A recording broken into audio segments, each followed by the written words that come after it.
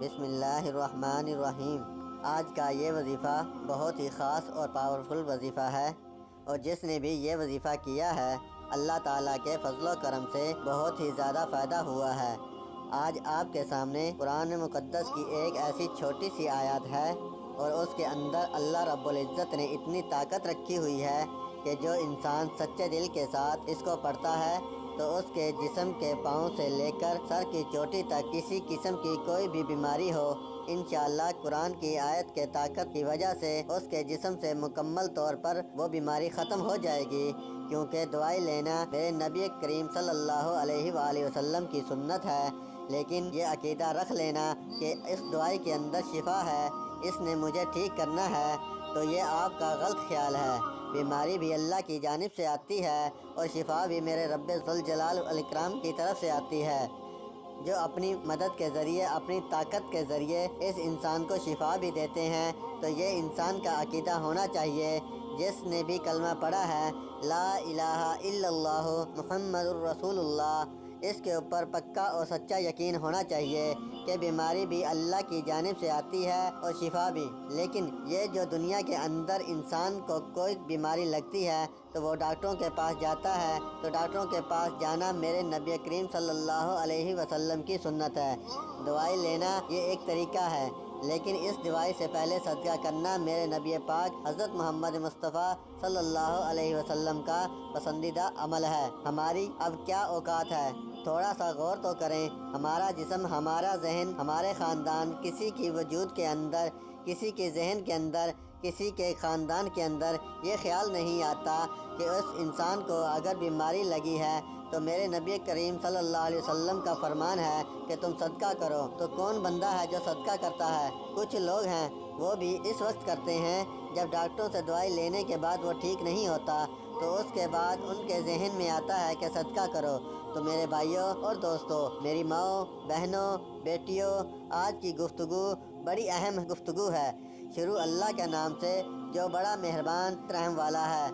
تمام تعریفیں اللہ کے لیے ہیں، وہ نیک لوگوں کا ولی ہے۔ میں گواہی دیتا ہوں کہ اللہ کے سوا کوئی معبود برحق نہیں، وہی بیماری لے کر آتا ہے اور وہی ہمیں شفا دیتا ہے، انسان کو آزمانے کے لیے ہوتی ہے۔ کچھ انسان کے اپنی غلطیوں کی وجہ سے وہ کچھ ایسے گناہ کر بیٹھتا ہے، تو اس گناہ کی وجہ سے اس انسان کو بیماری لگ جاتی ہے، یا کئی دفعہ ایسا ہوتا ہے کہ اس کی آزمائش ہوتی ہے۔ تو اللہ تعالیٰ جس حال میں رکھے اس کا شکر ادا کرنا کبھی نہ چھوڑنا۔ اور میں اس چیز کی بھی گواہی دیتا ہوں کہ ہمارے پیارے نبی حضرت محمد مصطفیٰ صلی اللہ علیہ وسلم اللہ کے بندے ہیں اور اللہ کے رسول ہیں اور اللہ کے آخری نبی ہیں۔ اے میرے اللہ، میرے نبی حضرت محمد رسول اللہ صلی اللہ علیہ وسلم پر اور ان کی آل پر اور تمام صحابہ کرام پر اپنی رحمتیں، برکتیں اور سلامتی نازل فرما۔ ہم اللہ سے یہ دعا بھی مانگتے ہیں کہ یا اللہ، ہمارے گھروں کے اندر کوئی کسی قسم کی ایسی بیماری ہے جس سے انسان کی زندگی میں تکلیف آ سکتی ہے، اے میرے اللہ، اپنی طاقت کے صدقے، اپنی رحمت کے صدقے ہمارے گھروں سے یہ بیماریاں دور فرما دے۔ آج آپ کے سامنے اللہ کے قرآن سے ایک ایسی چھوٹی سی آیت لے کر حاضر ہوا ہوں، اگر آپ اس کا اہتمام کریں تو الحمدللہ رب العالمین آپ کے گھر سے مکمل طور پر بیماریاں ختم ہو جائیں گی۔ اور جو لوگ پریشان ہیں کہ میں آپ کو بیان نہیں کر سکتا، سب سے پہلے اپنے گھروں میں کچھ تھوڑی سی چیزوں کا اہتمام کریں۔ ایک تو مولانا طارق جمیل صاحب بتا رہے تھے کہ ہماری ایک جماعت ایک ملک کے اندر گئی اور ہمارے ساتھی کو ہارٹ اٹیک کا پرابلم بن گیا۔ اس کو لے کر ڈاکٹر کے پاس جانا تھا، تو ہم نے دوستوں سے پوچھا، ادھر رہنے والے لوگوں سے، کہ کوئی ہارٹ کا اسپیشلسٹ ڈاکٹر ہے تو ہمیں بتائیں۔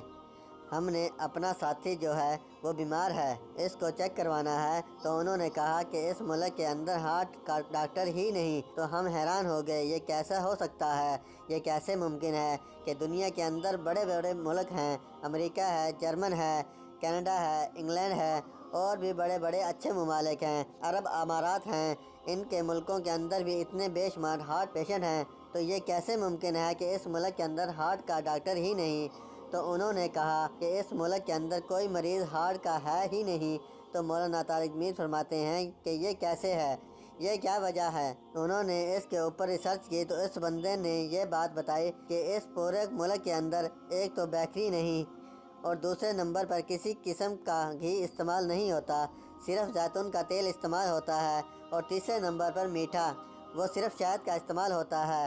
شاید یہ 3 چیزیں ہیں اس ملک کے اندر جس وجہ سے کسی انسان کو کوئی ہارٹ کا مسئلہ نہیں ہے۔ ہم اپنے گھروں کا موازنہ کریں، ہمارے گھروں کے اندر صرف بیماری اسی وجہ سے آئی ہوئی ہے کہ ناقص غذاؤں کی وجہ سے یہ جتنے آئل ہیں ان کے اندر ایسے کیمیکل ہیں، جب انسان اس کو استعمال کرتا ہے تو وہ ہارٹ کا پرابلم بنتا ہے، شوگر کا مرض بنتا ہے، جگر کا پرابلم بنتا ہے، گردوں کا مسئلہ بنتا ہے، جو بھی کرونک ڈیزیز ہے وہ بننا شروع ہو جاتی ہے۔ اور یہ چینی جو ہے یہ بھی اسی وجہ سے انسان کے جسم کے اندر بیماریاں بنتی ہیں۔ جس جگہ پر یہ چینی بنتی ہے اس کے اندر سے ایک پانی نکلتا ہے، وہ جب چینی تیار کرتے ہیں تو وہ پانی اگر اچھی کوئی جہاں فصل ہو رہی ہو، اگر اس پانی کو ادھر پھینک دیا جائے تو اس جگہ پر پوری زندگی فصل نہیں ہوتی۔ آپ اندازہ لگا لو کہ کتنا سخت کیمیکل ہے اس چینی کے اندر، جس کا نام ہی شوگر مل ہے۔ تو یہ چیزیں بڑی اہم ہیں، اس کے اوپر توجہ کیا کریں۔ تو ہم اپنے وظیفے کی جانب چلتے ہیں۔ میرے بھائیوں اور دوستو، آپ کے گھر کے اندر کوئی بیماری ہو تو قرآن کی یہ ایک آیات آپ نوٹ فرما لیں۔ قرآن مجید کی آیت ہے، میں دوبارہ بتا رہا ہوں، یہ ایسی پرانی آیات ہے، 1001 مرتبہ آپ نے اس کو پڑھنا ہے۔ یہ اولیاء کرام اور علماء کرام کا انتہائی آزمودہ عمل ہے۔ کسی قسم کی بیماری ہے، آپ نے نماز کے پڑھنے کے بعد آپ نے ایک پانی کا گلاس لے کر اس کے اوپر یہ دم کر دینا ہے۔ جب یہ وظیفہ کرنا ہے، اول و آخر آپ نے 3 بار درود شریف پڑھ لینا ہے۔ اس کے بعد اس کے اوپر دم کر کے وہ پانی جو ہے اس مریض کو پلا دیں، اور جس جگہ پر مرض محسوس ہو رہی ہے اس پانی میں سے تھوڑا سا پانی اس جگہ پر ہاتھ کے ساتھ لگا کر وہ بھی بیرونی جگہ پر لگا دیں۔ انشاءاللہ اس قرآنی آیات کے اندر اتنی طاقت اور پاور ہے، اس قرآنی آیات کے اندر اتنا نور ہے، یہ آسمان سے اللہ نے بھیجی ہے اپنے نبی حضرت محمد مصطفیٰ صلی اللہ علیہ وسلم کے پاس، اور میرے نبی کے قلب پر نازل ہوئی ہے۔ یہ ایک بہت اعلیٰ اور بہت بڑی طاقت والی آیات ہے اور قرآن مجید کے اندر موجود ہے۔ اس کو اہتمام کے ساتھ پڑھنا ہے۔ جو بیماری لا علاج مرض ہے، پیسے لگا لگا کر تھک چکے ہو، تو ان کے لیے بہترین ایک ایسی قرآن کی آیت ہے کہ بغیر پیسوں سے انشاءاللہ صدقے دل کے ساتھ اللہ پر یقین رکھ کر اپنے نبی حضرت محمد مصطفیٰ صلی اللہ علیہ وسلم پر اول و آخر 3 بار درود شریف پڑھ کر اس آیات کا وظیفہ کریں۔ انشاءاللہ 1 ہفتے کے اندر آپ کو پتہ چل جائے گا کہ بیماری کس حد تک ختم ہو چکی ہے۔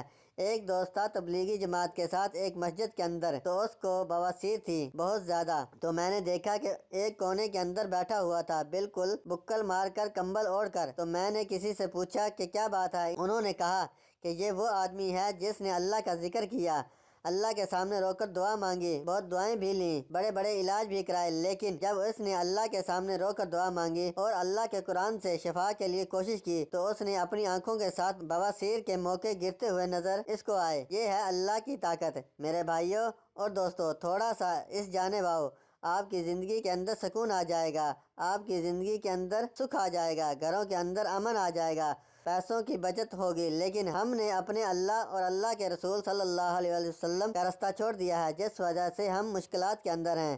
اب اس کو صدقہ جاریت سمجھ کر کنجوسی نہ کرنا۔ اس قرآنی آیات کا جو وظیفہ بتایا ہے لوگوں میں شیئر کرو، رشتہ داروں میں کرو، تاکہ ہر انسان اس سے فائدہ اٹھائے۔ اللہ پاک ہم سب کا حامی و ناصر ہو۔ السلام